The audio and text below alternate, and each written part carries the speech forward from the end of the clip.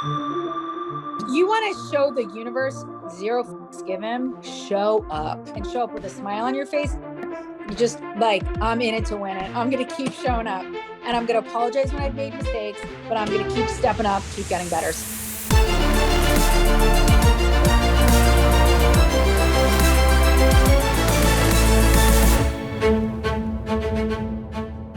What in your story, what in your life, what led you to like wanting to be on television? You know, I grew up with the Today Show and morning television, The Price is Right. Like I always wanted to stay home from school. So I felt like daytime TV had it so much better than any of these after school programs. I just loved it. I loved the Today Show. But I was grossly insecure growing up. I was insecure in my 20s still.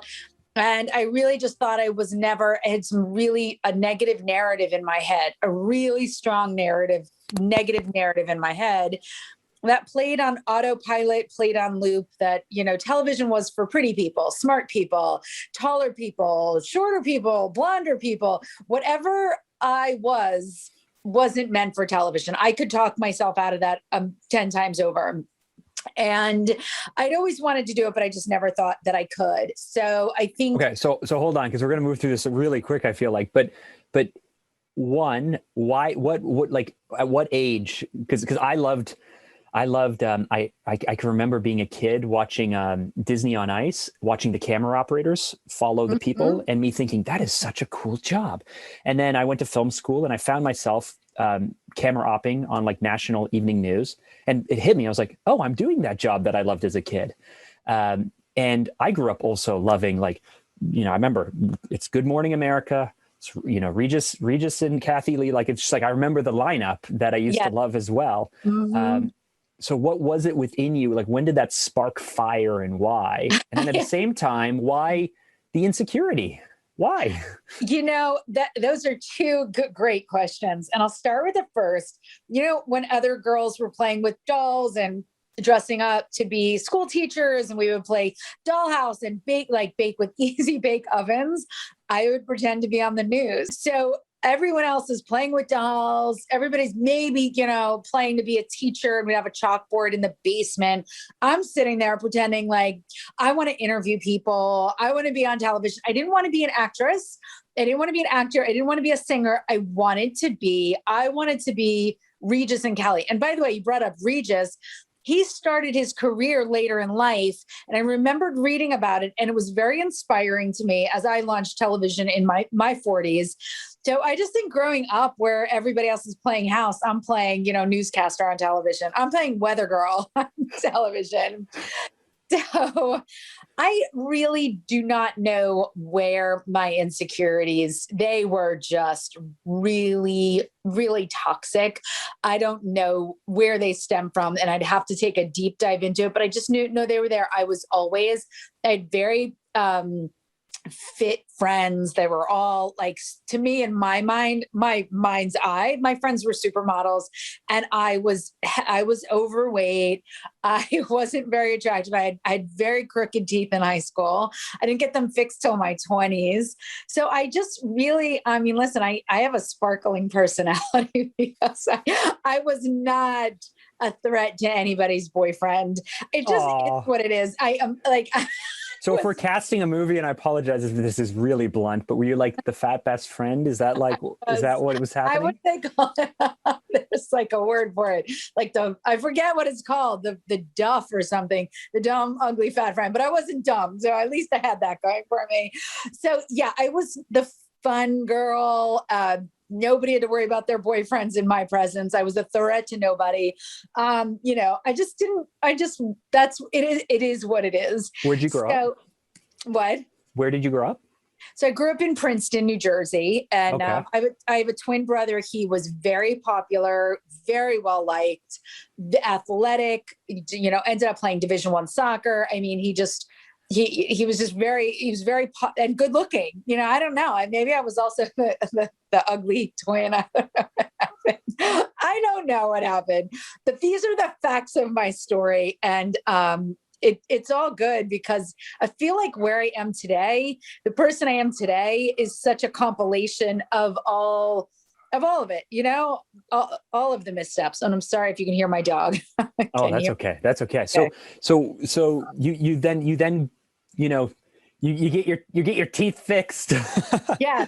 You get your shit together and you start to put pieces But wait, together. can we talk? Well, let's talk about getting the teeth fixed. So I'm in college. I'm in my 20s. I'm 21 years old. And I've got this bridge that runs across the top of my mouth. It's called a palate expander. But in college, I can't even tell you I'm not even going to go there. It's so bad. A Black and Decker pecker wrecker. I did not name it. I was just a mere victim in it. And it was to expand your mouth, because my mouth was very crowded. So my teeth were all over the place. And so I talk, I guess, and I was a waitress. I put myself through college waiting tables. And I also taught aerobics. So I decided I was going to get my fitness together when I was in college, which I somewhat did, but I really pulled it together in my later 20s when I really just turned a corner in my mind. Like we're going to talk a lot about mindset in this conversation. And I made a real strong pivot in my mind, and that changed it. But so I'm 21 years old. I got a string on my mouth. I can't talk. I'm waiting tables, and I'll never be like, I remember having asked people if they wanted peas. I couldn't say, you want peas? You want peas? And then then I taught aerobics, and it was like, lift your knees, lift your ears. I can't see because the thing. So it was like, I had a unibrow. I mean, it was like I was such a hot fucking ticket. And I call it an HFT. I'm like, I was an HFT. There is no question about it. I mean, when you think things can't get worse, they put, a palate expander in your mouth and you're like, wow, I found it. I am definitely never going to have a boyfriend. So yeah, I did fix the teeth. It definitely went from bad to worse because then they had a gap between my front two teeth for a little bit. I mean, hot. I was smoking hot. That's all I can say. Wait, what did you take in college? So I studied wellness. I was in health education. I thought I would go into corporate wellness and design like weight loss and nutrition programs. And, I knew I needed to be healthier and look better. So I thought if I studied it, I would magically become like Miss Fitness USA. But there's a big gap between knowing what you need to do, knowing how to eat, knowing how to exercise, knowing self-care, and then actually executing. There's the action gap. It took a little bit longer. Like I knew all the things that you need to do, but I wouldn't say I learned how to implement with consistency and discipline until my later 20s. So, and that's all the fun stuff we can talk about.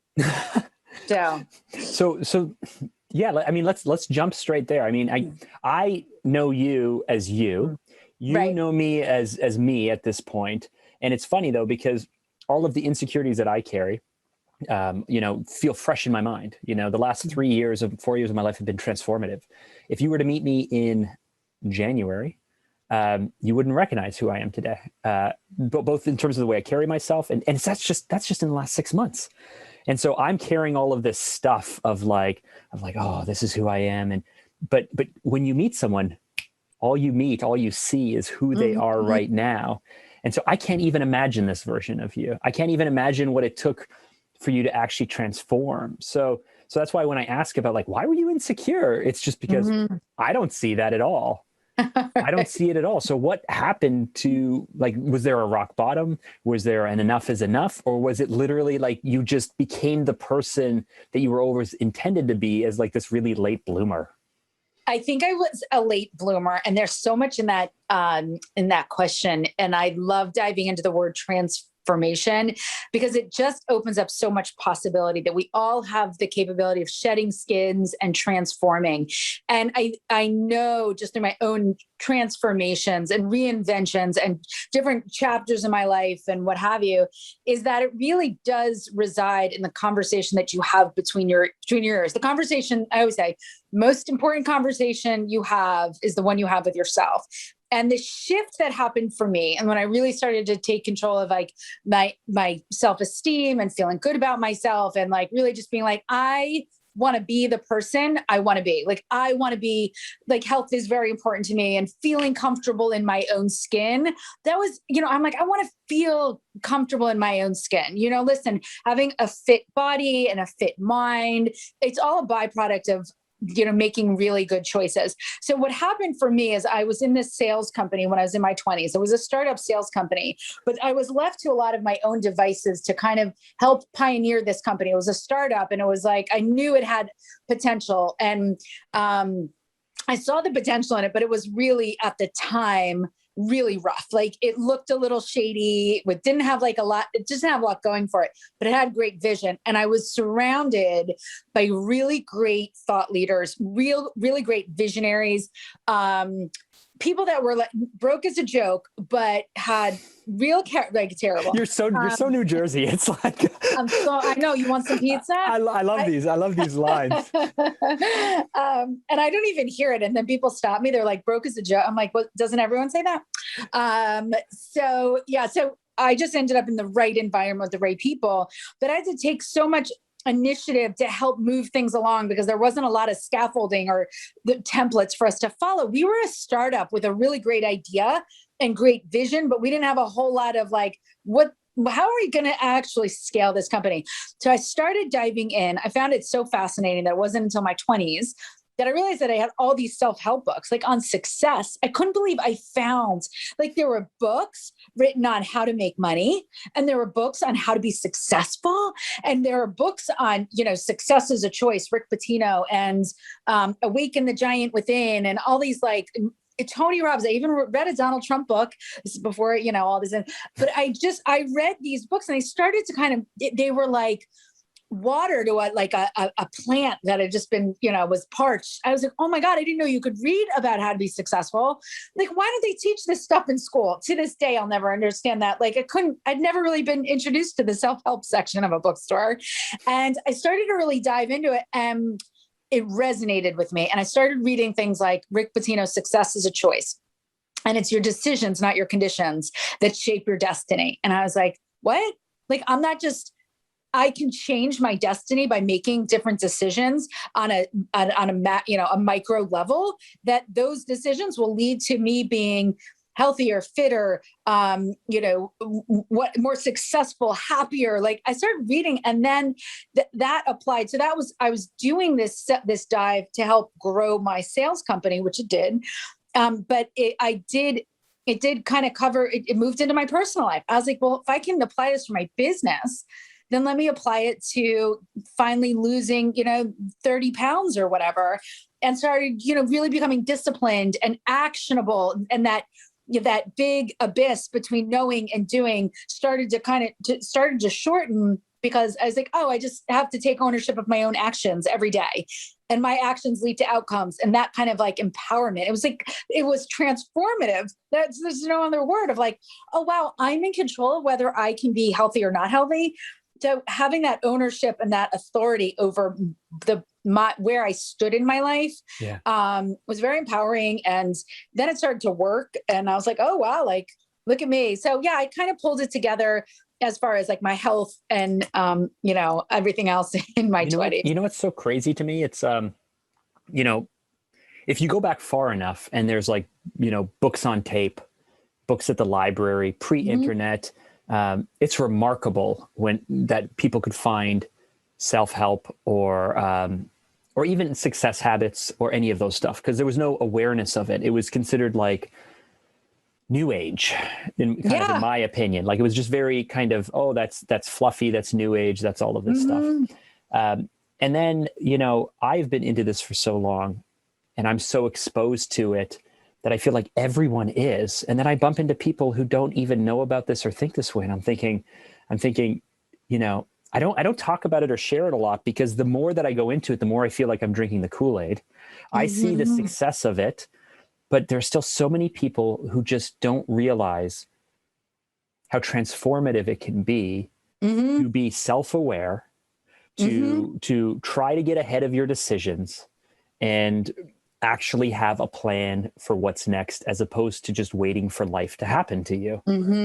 I don't know how in 2021 people aren't aware of this stuff. I mean, yeah, maybe in the 80s, maybe in the 90s, maybe in the 2000s, you had a reason, but but what are people waiting for? You know, I don't have the answer to that because it's all around us for those that are willing to have the courage to transform, to shed skins, to, you know, swipe left on voices and conversations, dialogues, beliefs, limiting beliefs that are no longer serving them. It's uncomfortable to change. Change is awkward. It's uncomfortable. Like it's, you know, even the most negative beliefs, we're kind of like, we've kind of married ourselves to them. So, you know, it's fascinating. And I don't know if you agree on this. I feel that Clubhouse is so interesting and it attracts a lot of people that are open and willing to be transformative. I feel there's a collective energy there of like, I want to do better. I just don't know how. And I'm putting myself in an environment to be indoctrinated to thought, you know, thoughtful thinking. And like, it's such a space. It really resonates with me. I'm loving it. Yeah, I like Clubhouse too. Now, I mean, we like about a month in, I realized I'm speaking to people and they're going like, where are all my customers and clients? And I was like, they're not on Clubhouse. Mm-hmm. They're not on Clubhouse, right? Like the people on Clubhouse right now are the people who are thought leaders or early adopters, or, you know, there's a lot of us on there feel intimidated because we're all saying the same things, because we're all aware of the same things. But when the masses, and I don't mean that discriminatory, but when everyone shows up, it will change. Oh boy, will it change. It's already changing. I mean, people's businesses are really starting to scale and grow. I mean, the environment is rich for it because so many businesses have had to pivot, and they're doing the right pivots are really helping people. So yeah, you know, I think it's happening now. I think I think people are, and it's not going to stop, and it'll continue to evolve. There's so much open road, so much opportunity for so many people to jump in. But yeah, you know, it is a question of like, why are so many people still stuck in negative narratives and not helping themselves get out of their own way? You know, it's, you know, why are we stuck in these, you know, in these terrible spin cycles? So I think people, you know, I have a really good friend that I was speaking to the other day, and she's working through some health challenges. She's not feeling great. Mm-hmm. She was doing really, really well, but the health challenges told herself, I can't work out because of these health challenges. Then if I'm not working out, there's no point in eating right now. And so finally, you know, the other day I was talking to her and I was just like, how do you start off your morning? What do you have for breakfast? Right. And I'm good with fasting. But it's not that she's fasting. She's like, I have a coffee with, you know, with whatever sweeteners or this or that. And I said, stop drinking shit. Just stop drinking shit. And then the next day I was talking to my wife and I was like, do you think she woke up the next morning and stopped drinking shit? And it's like, probably not. And it bothers me because she admitted, she's like, yeah, by lunchtime, I don't feel well. And by evening, I feel terrible. And by nighttime, it's just like the worst. And it's like, you can change this so easily. Just stop drinking shit. But the same with our mindset, the same with the people, the same with our beliefs, the same with all of that stuff. And when if you go and eat something that you're allergic to, you're going to have a reaction. If you turn on the news, or if you listen to others, or if you take advice from people who don't know what they're talking about, it's the same as you just eating stuff that you're allergic to and then having to deal with the fallout.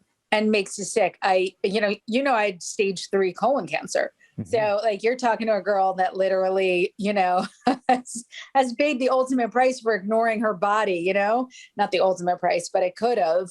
But it's really interesting to watch people to eat themselves to death or drink the bad stuff. But I will say this, you know, when people approach me about, you know, advice and this and that, I always try to stay in the space of do this instead of don't do that, because I feel like people get very like, almost, I bet you she drank double of what she's like, told her not to. Screw that guy. The second you tell me not to do something, it's like, you remember on Austin Powers when the girl's got the mole on her face and he's like, molly. Like, yeah, like if you tell somebody not to focus on. That's good advice, but honestly, I think that we focus too much on what can I do, and in most cases, the answer is just to actually stop. Yeah, it totally is. Like when I wanted to lose weight, it wasn't can I exercise more? That helped. It was actually what should I stop eating? And it is, You know, like it's just, you cannot train a bad diet. No question about it. I just find it so funny. You know, that's how I am. You tell me, like, I don't need ice cream. I don't need cookies. If you're to tell me right now, stop eating cookies, I am literally going to bake a dozen. What do you mean stop? I can't have cookies for the rest of my life. Like, I love good, but you know, that's just me. Like, I try to find ways to focus on the have, and you know, but I think people become very married to even negative behavior. So it's like, okay, how can we wean you off by making you too full or too, you all of a sudden see the benefits. Like, I think that's what I learned in my 20s when I started taking more authority over making better choices. I started seeing results very quickly. And I was like, oh, the more I do this, that I get the, you know, get that. And it just started to kind of, pile up on each other. So you're exposed to these books, that you took from business to your health, to your personal life. You start to see transformation. I mean, how do you go from there? I mean, it's interesting to me because again, I know who you are, and I could read your bio and whatnot, but when you start to dig into people's backstories, you don't get all of the little bits and pieces. So to me, there's a gap between now your late 30s and working through like colon cancer, the divorce that is to come, everything else that is to come that I know about your story. All the goods. So I pulled this together in my late 20s, and it was very transformative because right at that point, I really started getting my health together. My confidence started building. And I don't know, which comes first, the chicken or the egg, but I do feel that when you start taking authority of your own life, you start seeing results, your confidence builds. So it's not that my body became fitter and smaller that I built confidence. I feel that my confidence was actually a direct correlation to the control I had over the happiness in my life, the control I had over the things that were meaningful to me in life, the way that I thought and the way that I perceived things. So I think because I changed the dialogue, the conversation I was having with myself, and my recognition that I could control certain things, learning, through all these books, success is a choice. It's your decisions that shape your destiny. I just felt like that being able to have that authority over my destiny being very empowering. And what I couldn't control, I no longer gave authority to. Those were out of my control. The weather was out of my control. Traffic's out of my control. Somebody else's bad attitude, not my problem. And all of a sudden I started giving it back to like the universe of like, no, that's no longer going to determine whether I'm happy or sad or optimistic or pessimistic. I'm going to take control. So that became very transformed. I became more confident and started dating people that I really started to align with instead of like, just being lacking so much. I started really, I think I vibrated on a higher level, and I ended up meeting my husband, who at the time was the man of my dreams. I definitely married a great man. We had a great marriage until it ended. I like to say, a relationship doesn't have to be permanent to be successful. There were a lot of things that were great. I have 3 amazing children that I'm absolutely obsessed with. I'm a total Jewish mother, and I think my 3 kids are the best. So I really love my kids, and I really love my family. And listen, it was great. And then when he was done, he was done. That's all I can say. I wasn't his person, and he moved on. And right on the heels of that, I was diagnosed with stage 3 cancer. So I was 40. I was in my early 40s at this time. I was a stay-at-home mother. I'd been a stay-at-home mom for over a decade. And so my marriage had ended, and then I was dealing with cancer. So I was how vulnerable did you feel in that, like from a security point of view, so. Oh, it's a great question. I'm going to tell you right now, every insecurity that I had worked so hard to unpack and relocate came flooding back. And I still continue to this day to unpack it in a healthy way. But it is very hard. There's no question about it. And actually, I always say you can, and this is not a Barbara Majeski original quote. I had heard this from somewhere else. You can help and heal others through a scar but when you're still wounded, it's, you can't, when you're hemorrhaging, you got to take care of yourself. I'm still not in a place where I can serve others in that capacity. I'm like, I don't talk a lot about my divorce or even my marriage. I touch it because it's important in the scope of television and reinventing myself and what have you, because it did launch me to another level. But in that space, all of the insecurities that really shackled me to, I think, a low vibration came flooding back. So this was 2015, 2016. So now we're 2021. So there's been some evolution there, but I will say the part of my marriage that did not work out devastated my self-esteem and tapped right into, the chubby little teenager with a unibrow.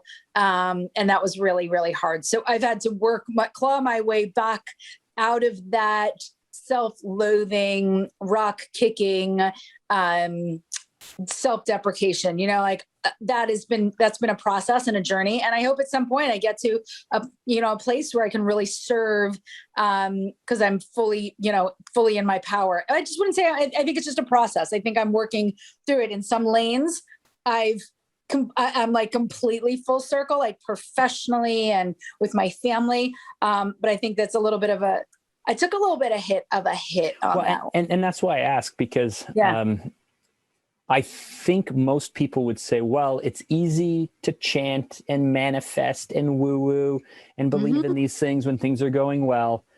But what's the point of having all that stuff if when you get knocked down, when the universe throws crap at you, when all of this stuff happens, you just go like, oh gosh, I just don't have the energy to believe that this will all work out anymore. And you know what I mean? Because that's what it is. It's like, okay, going through divorce, there's a certain amount of feeling of rejection and loss of what could have been and what should have been.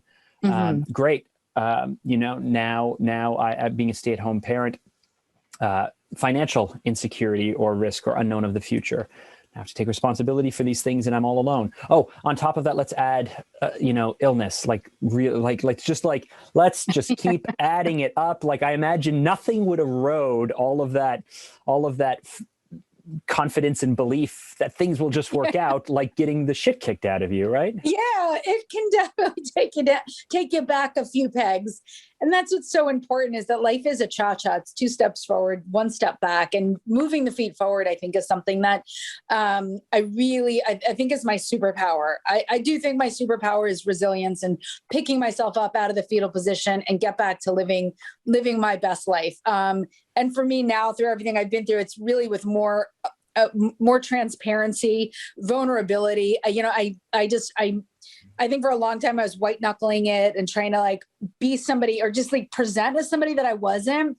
So I love the person that I am today so much more than I ever did in the past. I think there's this Japanese pottery that speaks to me, where when the pottery breaks, they fill in the cracks with gold.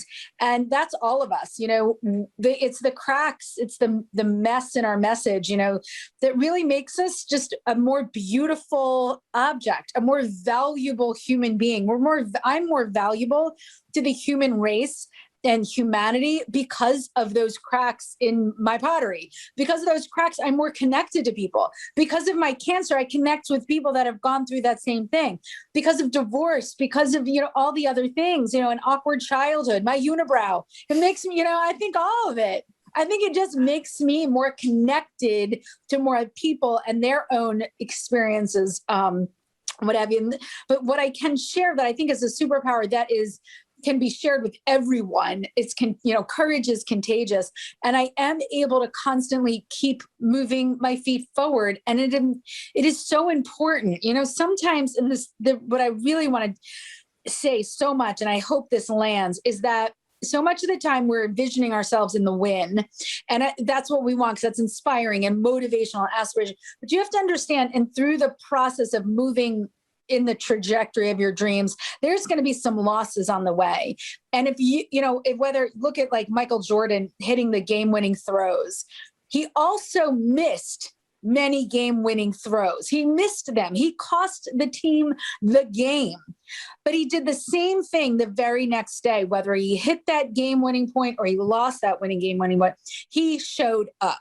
And that separates so many people, is that when they take a hit or they get a setback or they find themselves in the fetal position on the bathroom floor, they stay in that space. They want to step out of society. They want to take a knee for life. They want to disappear, and they go into a cave. And it's a decision that is not a condition. You do not have to stay in the fetal position. At times, do you have to go there? Absolutely. At times, do you have to take a knee? 100%. At times, are you just going to miss the game-winning throw? 100%. But you've got to keep showing up to take the shots. You have to keep moving the feet forward. And if you're willing to show up after winning that game-winning throw, then you have to be willing to show up when you don't hit it. And I think that's what separates so many people, is that they allow, like, even on like our, you and I have the collective experience of Clubhouse. You're going to have days on there where people come at you. They don't agree with you, or something's going to happen. Somebody's going to DM you. And all of a sudden it's going to ruin your attitude. It's going to ruin your day. And it's going to rob you of your attitude. That doesn't mean you don't show up to your next room, you have to keep showing up. Doesn't matter. Attitude is a choice. And sometimes you're not going to have the right mental game, but you have to show up anyway. And I think that's what that's me. I'm like, all right, well, that sucked. I'm going to go ahead and show up anyway. And can I curse on this podcast here? Cause yeah. Okay. Fuck it. I'm like, you want to show the universe zero given, show up and show up with a smile on your face, not an attitude in you just like, I'm in it to win it. I'm going to keep showing up, and I'm going to apologize when I've made mistakes, but I'm going to keep stepping up and into my power. I'm going to keep getting better. So I think that's what my superpower is. I get knocked down like everyone else, and I keep getting back up. And that's what cancer taught me. That's what television has taught me. That's what my new evolution into Clubhouse actually taught me. And that's the story of surrender that I could get to. But I'll pass the mic back to you, and you can ask any question you want. I love it. So if you can, because I have heard this story, and it left me almost, I can remember the Saturday morning where you shared it with Breakfast and Champions. I was doing a core workout, and I was doing my core workout, listening to the story and just going, I have to speak to this woman on this podcast. So walk us through your cancer diagnosis, your treatment, and what that did to you, how that shaped your thinking. Yeah. So in 2015, on the heels of my marriage falling apart, I got handed a stage 3 cancer diagnosis. My kids were 6th grade, 4th grade, my 2 boys. And my daughter was in no grade. She was 4 years old. So I was really I was a young mom of 3 kids, 2 of which still believed in the Tooth Fairy and Santa Claus. I was still living, I was in the magic phases. And, I got handed this diagnosis, and I was like, all right, I got this. I consider myself like this hardy little girl. I ran the New York City Marathon twice. I just consider myself a badass. And my grandparents are Holocaust survivors. I'm like, all right. I'm just going to bang out this chemo and the surgery. And it was so much harder than that. I was battling at the time also a broken heart. I was in chemotherapy and marriage therapy at the same time. But before you got to treatment, what was the conversation like, or what was that moment of realization, the moment of the news getting dropped? What was that like? Oh, so I had surgery, and I assumed that there was a resectioning of my large intestine, and they took out a foot of my large intestine. I think they super glue it together, because I don't know what they're doing in there, whether it's duct tape or super glue. I don't know how they put that. I don't know what they do. And they took out, the lymph nodes. And it was December 11th, 2015. And I got the call. And I was waiting all day, because I knew you had 7 days after the surgery where the pathology would come back. And I was sitting on my couch, and the woman is like, oh, well, the good news is you won't lose your hair. And I was like, oh, the air just sucked out of my lungs. And I was like, oh God. And she's like, unfortunately, the tumor has completely perforated the intestinal wall, and it's in your lymph nodes. And I shut down. I had such a guttural cry because I could hear her saying, you must do 6 months of chemo. And I actually could not take the call. And my husband at the time was in the house, and I said, you've got to take this call. And it was his birthday. That's why I remember the day. And he took the phone from me, and he's lost several family members to cancer. And he took full authority. And I was on the floor in the kitchen, just hysterical crying. I couldn't believe I had stage 3. I was like, but I like in my mind, I'm like, I ran the New York City Marathon twice. Like I can't and I eat healthy and I'm healthy. I think I'm healthy. And it was really devastating. And then we had to tell the boys that I had cancer because it was going to be 6 months. And I knew that it was too long for me to hide it from my family.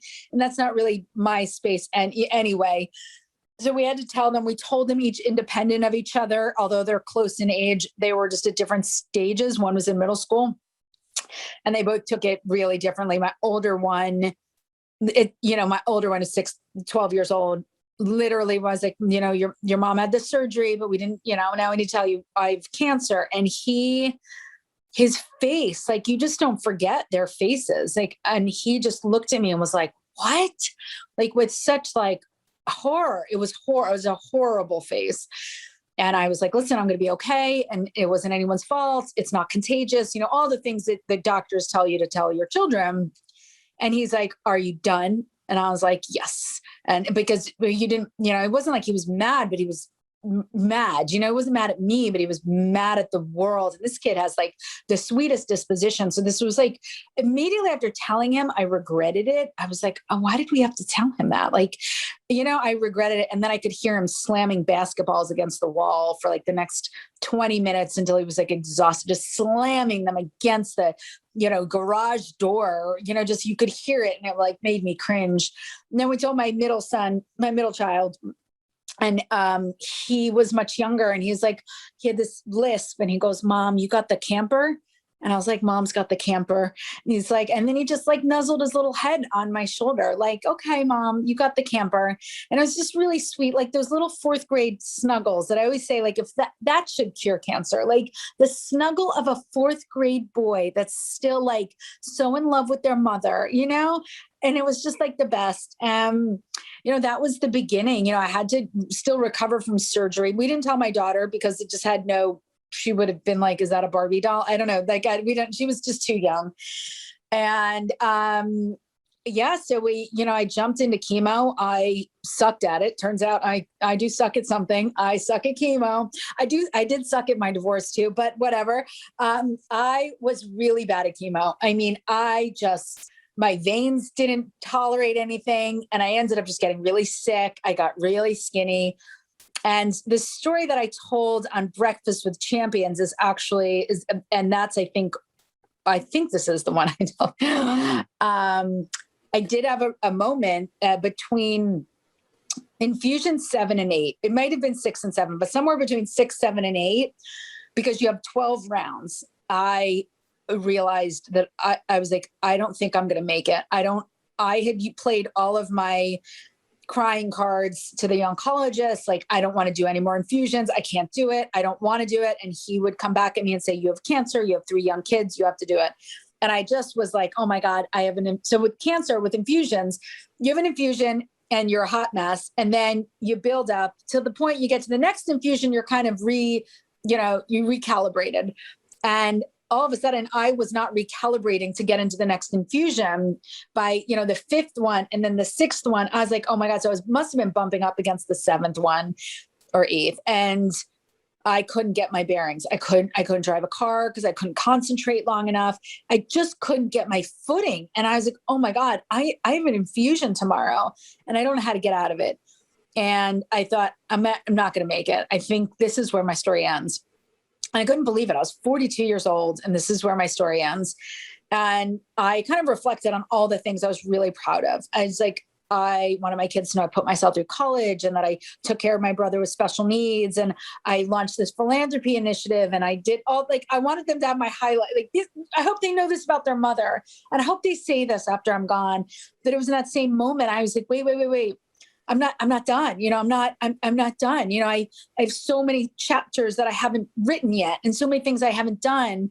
And I have a brother with special needs. The truth is, in that moment of reflection, I was all the things that I wanted to be remembered about. I wanted to quit every single one of them. And what helped me persevere through every time of quit was I kept thinking, if I quit college, I can't take care of my brother with special needs. If I quit this sales company that was commission-based, if I quit this and I don't see this through, I'll never be able to financially take care of my brother and it'll be institutionalized. So I was so afraid of Stephen being institutionalized that I persevered through all things that I should have quit. Everything I should have quit. I should have quit everything, but I never did because I was always going to I wanted to take care of him. I didn't want him to be institutionalized. And in that moment, I was like, oh, well, thank God I was taking care of Stephen, that I realized that it was never me taking care of Stephen as much as it was always Stephen taking care of me. And in that moment, I was like, oh my God, like I had been given the greatest gift. I had been given the greatest gift anybody could be given, which is the gift of purpose. I had been given no quit. I can't quit because I have to take care of Stephen. He can't take care of himself. I have to take care of him. And because that, I never quit and I persevered and I overcame and in that moment, I was like, all right, universe. All right. I got it. I got the message. I got what I'm picking up what you're putting down. I know you had to take me to this low, but I got this. If you give me one more shot, give me another shot. Just get me off this bathroom floor. Get me through these infusions, and I will no longer play small. I will no longer let the weight of other people's opinions, fear, self-doubt dictate how I'm going to navigate this life. Give me another shot and I will go big. And I'm a woman of my word, Mark. I'm a woman of my word. And I was like, all right, I said I'd go big. And, I got to the other side and I was like, all right, Babs, what are you going to do with it? And that's what led me to television. I was like, all right, I know nothing bigger to me. I was like, my cancer comeback. Yeah. And I always say the quote, it's only in the darkness that you can see the stars. And it was in that darkest moment where I thought everything was falling apart, that things were really coming together. And so on the other side of that, you're like, I'm going to take my shot. I'm going to do that. Why? So, I mean, here's the thing with goals. Here's the thing that scares me is a year or two ago, the table that I wanted to be at felt really big and scary. I'm still not at that table yet, but now it feels too small. Yeah. It's like, oh, there's another level. There's another level. And it's really uncomfortable and scary. And so when you decide that you want to get on the Today Show, that you want to be on television, you're on the other side of this treatment, you're on the other side of all of these things. How do you make that happen?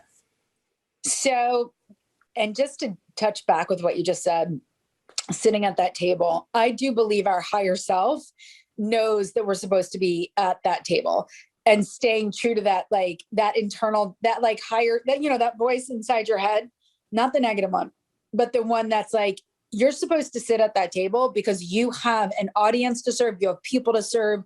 You have a life of service and you need to be at that table because you can help others.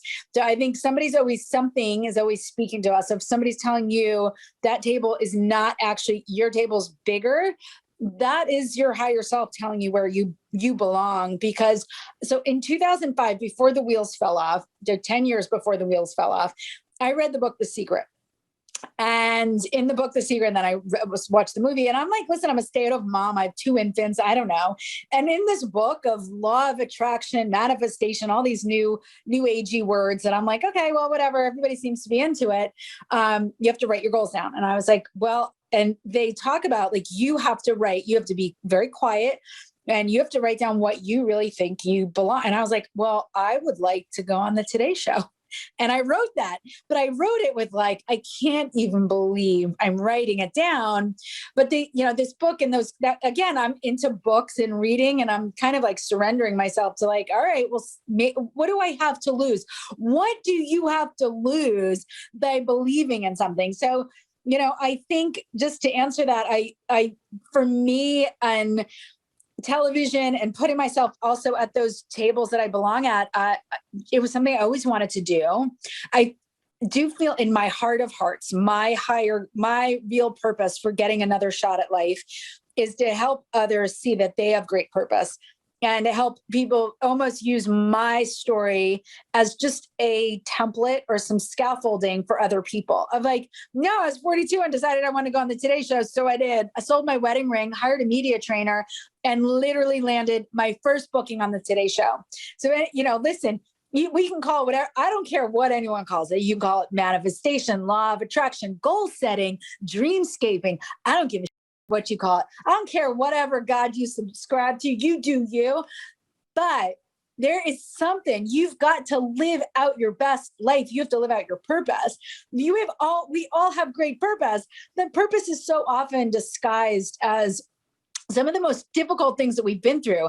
And just remember what I said about that Japanese pottery. Like, it is those cracks that really align us, our connectedness to other people. And, I guess sometimes we get caught up in the cracks. They think they're just, we're shameful, or we hide about it, as opposed to like stepping into your power and serving and helping others.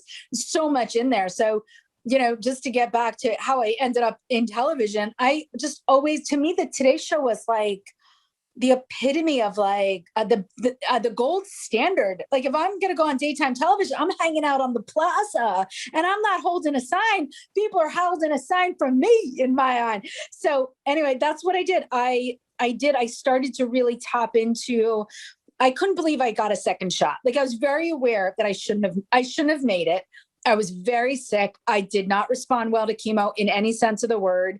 I had several rounds to go, and it was colon cancer. I am a 5'3" woman who's up in the 120 zone. I'm not, I did not fit the colon cancer, image. I did not fit, but I got screened by the grace of God at 42 years old. And even my gastroenterologist was like, I am so grateful you came in. You dodged a huge bullet. I didn't dodge the whole bullet, but listen, what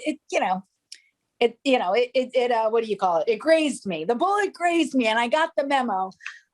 So yeah, that's my story, and just believing in those, we are all supposed to live in great purpose. I'm supposed to go on really big stages, Mark. I'm supposed to really go big. I'm supposed to be on the biggest stages, and that's what I'm gunning for. And you're supposed to be at these big tables, and people that are listening, you are supposed to be exactly what your higher self is telling you you're supposed to do. Whatever dream is out there, you were meant to manifest it, or whatever word you want to use. Hit your goals. I don't know. So I love it. I love it so much, because it's encouraging, it's positive, but you've also done it. Like, it wasn't happenstance. It wasn't fluke that you had this desire since a little kid, that you took steps towards it. Even I got to imagine, even fixing your teeth, in your 20s or whatnot, subconsciously you're going, I'm going to be ready for this. I'm going to be ready for this. Yes. Because I have this I don't like the term bucket list item, but I have this thing that I've wanted to do for a very long time. I want to ride across America from North Carolina to California on dirt bikes. It takes about 45 days to do the trip. And 10 or 15 years ago, I heard about this thing, maybe even 20. And I was like, that sounds like adventure. That sounds like fun. And so only maybe a year ago, did I realize that I've always been holding on to this. And I got laser eye surgery like 6 years ago, even though I didn't have a motorcycle's license, because deep down I was like, well, if I'm going to have a helmet on, I should probably not have to wear glasses. And then I started getting, I got a pickup truck because I wanted to take my son dirt biking, because I was thinking, well, if I'm going to ride across America, I'm going to have to practice dirt biking. And I started getting healthier because I thought, oh, my back won't be able to take riding that much. Like each step along the way. And then suddenly I was talking to someone a little while ago, and I was like, I'm almost in a position, and now my son, who's turning 13, we dirt bike together, we ride together. I've planted the seed for him where I'm like, well, maybe when you're like 17, let's do this trip together, right? Old enough to get your license, old enough to do it. And I've put that out there. So I don't see why when he's 16, 17, 18, we're not riding across America together. Like it's just going to happen. And I think the old me would have said, you can't take 45 days off.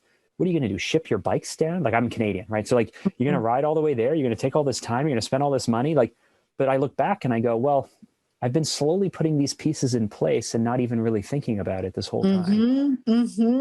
I love that story. And I love where you started with my teeth because you're 100% right. You are 100% right. I literally have chills that you said that because I was like, even though I was 21 and I was in college, I remember being like, better that I do it now because I need to, even though it was like, because I want to be on television and I need to have my teeth fixed. Yes. I was like, I'm going to do something and it's going to be huge. I think I always had that inner dialogue. I always had really just big aspirations. And teeth, listen, we're Americans, or you're Canadian, but North America, we like good teeth. So, and my teeth were so fandangled. So yeah, mine are. I'm realizing on camera they come across a little yellow, and your teeth are so sparkling. And I'm just like, I'm gonna have to get the secrets now. I'm gonna have to have those Jimmy Carr pearly white teeth. I'm not kidding. Listen, you start having appreciation for these things. I'm like, oh. Because, I looked like I was missing teeth because it was so crowded. It was not a good look for any time in my life. But I think, you are slowly working towards it. And eventually there's never going to be this perfect time. It just doesn't, there's nothing like that. There's always an excuse, but it's a matter of just like, all of a sudden, like, you know what, now I'm not getting, and that's what's great about going through cancer. Listen, I have a lot of gratitude for my marriage and my cancer. I came out the other side, a much better version of myself. And I try to encourage people, and Mark, this is for you. Do not wait till you're confronted with your own mortality before you start doing this shit. Like it happens. Like you don't know, but and somebody once asked me once, and maybe this will speak to you because sometimes people try to talk you out. Mark, that'll be dangerous, or that's dangerous for your son. You could be sitting around doing nothing and get hit by a bus. I always talk about like flying private. I'm like, oh, I'd love to be able to have the dreamscape of like, I just want a plane in my backyard so I can fly to St. Bart's and my helipad or whatever vision. And people are always like, oh, I'm scared to fly private. And aren't you scared? I was like, if I go down in a private plane, I am okay. If it was good enough for Buddy Holly, it's good enough for me, right? I heard that. I like living like that. And I'll tell you this, and I talked about surrender because I think that's something when people are listening, they're not always in the greatest spaces in their life. And sometimes we're all in the great space. Sometimes we're in bad. We all go through highs and lows. So my son, my middle son, Max, has epilepsy. And it's a diagnosis that we've just uncovered in the last 16 months. And it's sucked. Epilepsy is no bueno. And this spring he came up to me and he was like, Mom, I want to play lacrosse. And I was like, really? In my mind, I'm like, oh, so I call his neurologist and they're like, well, we don't really recommend it. And I called another mom whose son has epilepsy. And I said, didn't Will play lacrosse? And she goes, yeah, he was actually the captain of his lacrosse team. And everybody knew he had epilepsy, but he played lacrosse. I was like, done. Because listen, my son can have a seizure in his sleep. He can have a seizure on a bike. He can have a seizure in a car. So far, every seizure he's had has been on the couch or doing nothing. Like he's literally doing nothing and having a seizure. I don't know. And, as a neurologist, like we don't really recommend it. And I'm like, I do not want to label him with a handicap or a disability. Listen, we recognize that he's not able to get a driver's license. We understand there are some shortcomings in this that I do not need to exasperate it. And I am just so damn proud of him that he's just like living his best life, moving the feet forward. He didn't take himself out of the game. He didn't actually put himself in a game that he never played. He's a freshman in high school. He's like, I'm going to play lacrosse. I'm like, okay, of course you're going to play lacrosse. So I'm just like, I'm definitely was like, and let's take pause in that. I was like, can you play golf? We discussed he golf. He can hurt himself playing golf. he could. I'm like a bug careening out of nowhere. But I'm just really proud of him. And I think that's just really important, is that, you know, I want to talk about surrender in this space. So I did this 28-day like challenge with Gabby Bernstein. She's like a 28-day manifestation challenge or what have you. And I was like, yeah, let's do it this summer. I just finished up my divorce. I'm like, well, I'm going to manifest, and I'm writing in my journal and I'm doing all the things and I'm walking. I'm like, I'm in. I'm like doing all the things, right? Checking all the boxes because I'm going to manifest this amazing new, you know, more amazing things. Like, it's amazing that I'm on TV, but I want to like manifest like the man of my dreams and all these things. So I'm writing all this stuff down. I'm checking all the boxes. And I'm still going on TV. We're still in the pandemic. So we're doing all of a sudden television from my living room, which is a whole new sport. Anyway, things are moving along. And all of a sudden Max starts having, you know, some more seizures. And I realized there's one particular really bad one. And I had to do a Valentine's Day segment for like the #1 rated program here in New York. So I had to talk about like man crates and chocolates, and I don't even remember. But my face was so swollen prior to like the full, the paint, and my face was so swollen that my phone wouldn't open at times. I'd go to open my phone, and it was like, yeah, we don't know who the fuck you are. Like, I was so distraught over these seizures. I was like distorted. I had to go on TV the next day, and I went on TV. I did it. It was great. I love this program. Good Day New York, my favorite. And I called my agent afterwards. I'm like, I got to take a knee. I can't. I'm like, my son is having seizures and I'm really unhinged. I just need to take a pause. And as I'm saying it, remember, I just reinvented myself after, cancer, and literally a 40-year-old woman, I'm like throwing myself into TV, throwing myself into the second act. I'm answering to producers that are like half my age, that are giving me feedback that isn't always great, busting my chops here and there. I'm contorting myself to make this happen because I love, love, love it. But I realized like, I got to take a shift of gear. And I was really just like I was like, I've been through divorce, I've been through cancer, and now my baby has epilepsy. My baby, and epilepsy is a scary diagnosis. And I literally was like, I have surrendered to all of this. I'm like, how much more do you want from me? Like, I think it was like a lower than low. I was like, I just don't understand. Like, what? And I read this quote, and it said, when you think you can't surrender some more. The universe has your back. Surrender some more. And I was like, I have nothing left to lose but to continue to surrender some more. I'm not an angry, spiteful, bitter person, that I was at my edge. And I was like, okay, I literally was saying that mantra. I am going to surrender some more. At my I was like, I don't know what, I can't even imagine. And the funny thing is, Mark, the craziest, I'm like, I can't believe I have to fold my hand for television and I need momentum and I'm older. I'm not a 20-year-old. Yeah. I stumbled into Clubhouse. I literally was like, well, I just want to sit and stare at Max and make sure he's okay and read books on epilepsy and keto diet and medicine and every alternative. So I can sit here and just study. And in the background, I turned on Clubhouse.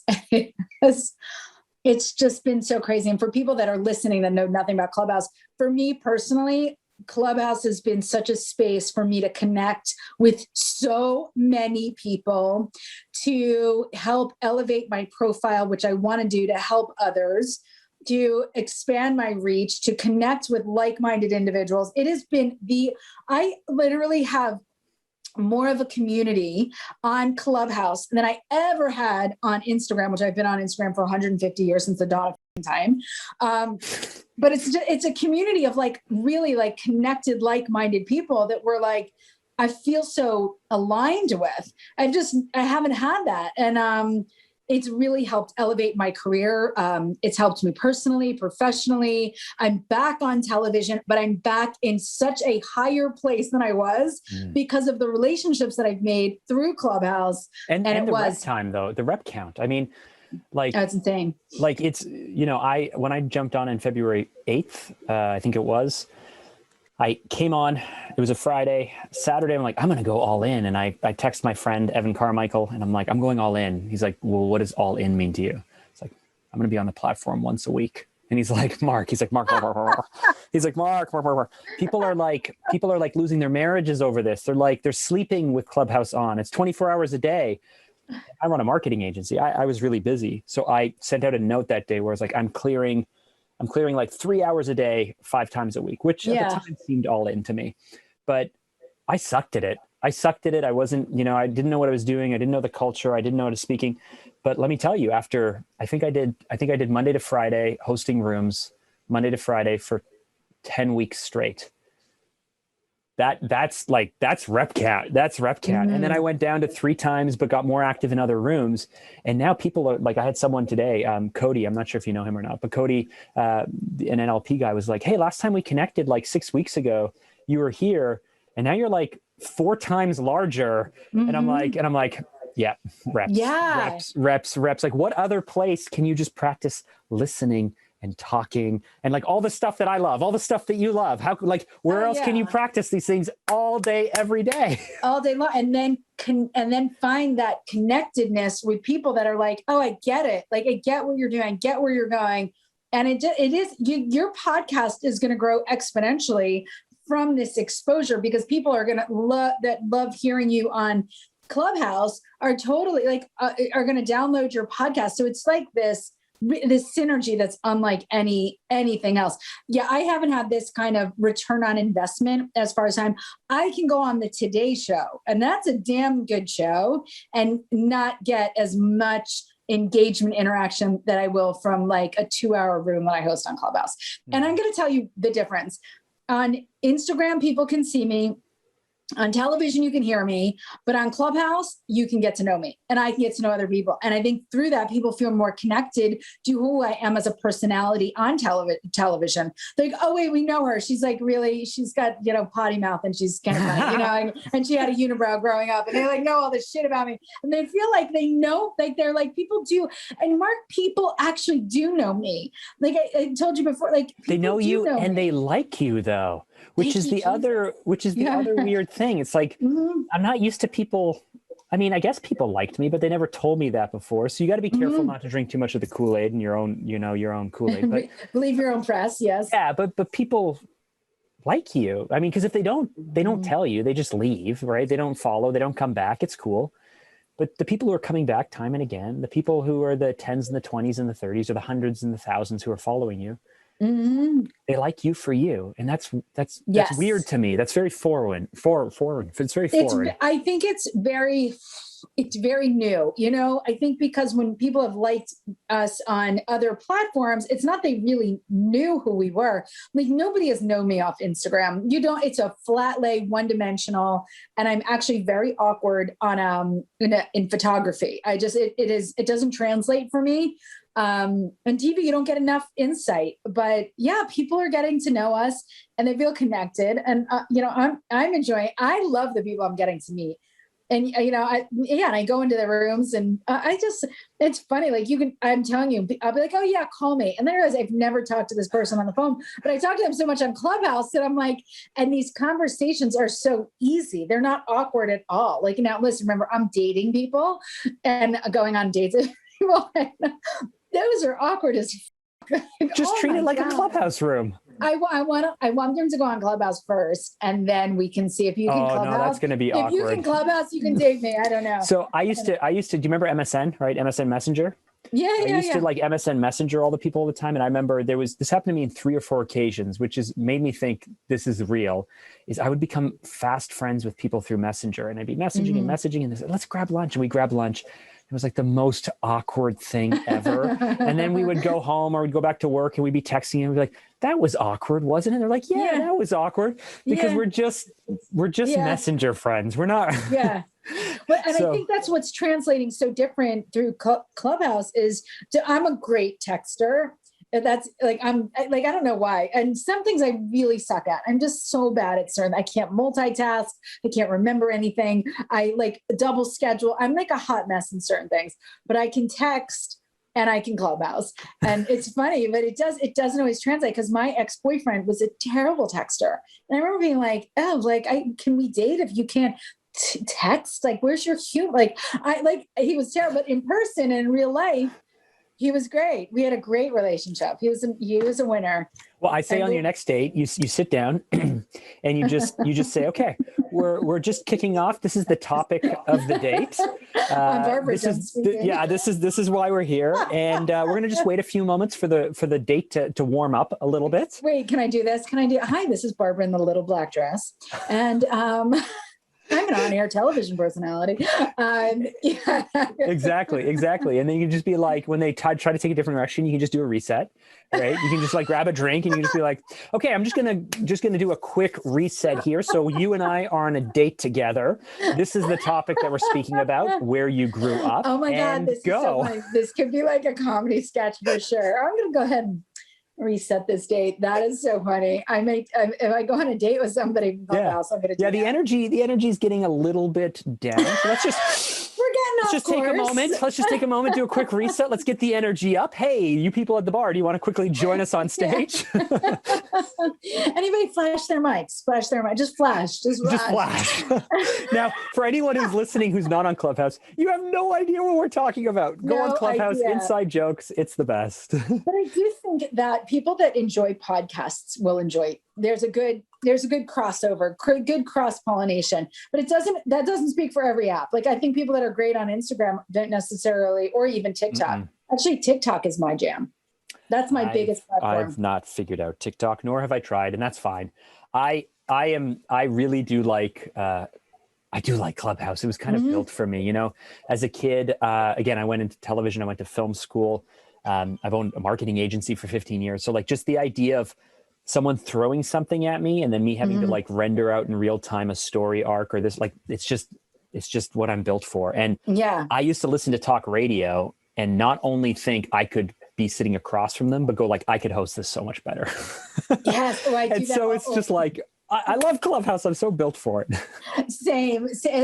I definitely am like, pass me the mic. Like, just go ahead and give me the mic, Right away, I jumped into Clubhouse. Like, I was like, oh, I think I found my spot. Just so great. Like, think about the time of my life when I fell into it. I was like, well, all my wheels have fallen off. Like, when I found my wheels couldn't fall off anymore, I'm like, I am literally, like the doors of my car are now actually hanging on the hinges. So, yeah. And so what's next for you, right? So the reason I was asking about the next table is because you're like, I just want to be on, the Today Show. And I can imagine, you walking into the building, little Mr. or Mrs., PA greeting you and walking you on, hair and makeup. You have, you're on in 2 minutes, walking out, taking that breath, all that stuff happening that I know happens in television, that happens in television. And then suddenly it's like, we're live and you're standing beside someone who's talking and you're going, oh shit, this is happening. Take a breath so I have actually oxygen, and you do it, but then you've done it. And I know you've gone on to do many more segments on different networks, but you got it. You got it. So there's got to be bigger. There's got to be more. So what's next? I'm always a work in progress. I'm always trying on new skins. I want to continue with television. I want to continue to grow in that space. I do love it. I think there needs to be more cross-pollination in television. When I say that, TikTok, Instagram, Clubhouse, I think there's just so many ways to integrate these audiences. And I don't think television's doing a really great job of capitalizing on the eyeballs that are coming in, I think I'm a value add even more now to national programs through Clubhouse, through TikTok, because I have such a broader audience. So I want to continue to grow in that lane. And I want to continue to bring, I always say my brand is actually my story and my story is my brand, because reinventing myself and really picking myself up out of the fetal position, I use it to help inspire others to also get out of their own way. Like, I want to just take people along for this journey and be like, come on, look, this is what I did in my 40s. What are you not doing? What are you talking yourself out of that you were supposed to step into? This is my journey, but I want to help you. I want to clean the lens. I want you to step into your power, teach you about And I always say, abandoning the weight of other people's opinions, swiping left on negative self-talk, and knowing that that your higher self is telling you that you are supposed to be doing these things. Stop talking yourself. So I do see myself on bigger stages. I see myself on big stages, really helping others to get out of their own way, step into their power, and whatever those stages are. I don't know that I have a name for them. I mean, I see Madison Square Garden. I don't know. Maybe. I love it. I love it. Go big. I just feel like I'm going to go really big with this message, help other people. And that was my vow to the universe. So like, give me another shot. I'll go big. And in that same vein of helping others to understand you have great purpose and value by you living in your power and taking those courageous steps, you inspire others. And if you're not going to do it for yourself, then do it for those who are watching you. Do it for your kids that want to see you step in and grow and not stay in a negative narrative. If you can't do it for yourself, do it for them. Courage is contagious. And I know by me doing these things, I know my kids are watching. I know that they see it. I know that and I know that eventually somewhere down the line, they're going to draw upon it. Because when life kicks them in the teeth, they're going to take a knee, but they're going to get back up. And I hope they will anyway. And that's my end game. Big stages, big audience, and really helping others to be their big badass selves. That's Babs, my badass bitch self. My goodness, isn't Barbara a ton of fun? And when you pair that with her no BS attitude, her powerful story, and her determination, you can see why she's having the success she's having at this point in her life. Okay, 3 key takeaways from this conversation. Number 1, your purpose is found in and fueled by the difficult situations you've faced, you've overcome, and you've endured. Number 2, as you move closer to those big goals, those big dreams, expect to face the losses along the way. But you have to show up despite these losses and keep moving forward every step of the way. Number 3, this is a good one. You ready? There is no perfect time. So don't wait until you're confronted by your own death before you start doing the things that feed your soul, that light you up, and to find what's most important to you in your life. Now, if you have something to prove to the doubters, to the haters, to that little voice that screams at you from the back of your mind, if that's you, you've got to face the difficult. You've got to face the scary. You've got to face the hard things in your life. It's not easy. It's never easy. But remember, we're not just dreamers. We're doers, because we do hard things.